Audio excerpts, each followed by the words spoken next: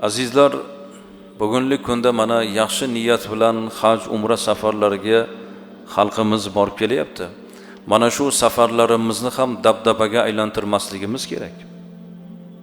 Internet tarmoqlarida ba'zi birlar mana ko'ryapsizlar.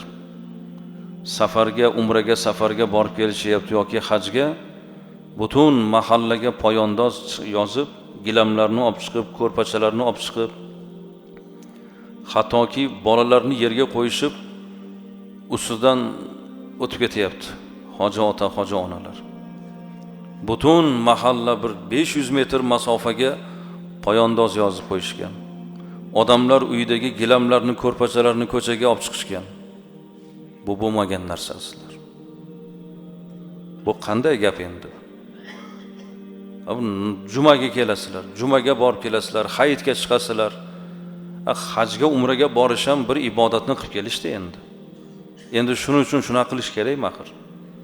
Ba'zi bir joylarda biz eshitib qolamiz, umraga borib kelishga qancha pul ketsa, kelganidan keyin odamlarni kutib olib osh qilishga, sovg'a salomiga undan ham ko'p pul ketadi. Ba'zi bir odamlar shundan xavotirlanib bora olmaydi masalan.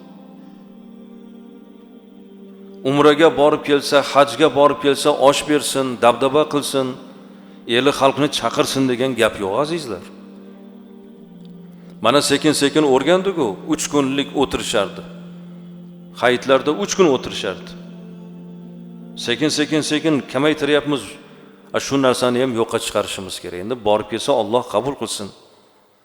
Shuncha dabdaba qilish shartmikan endi?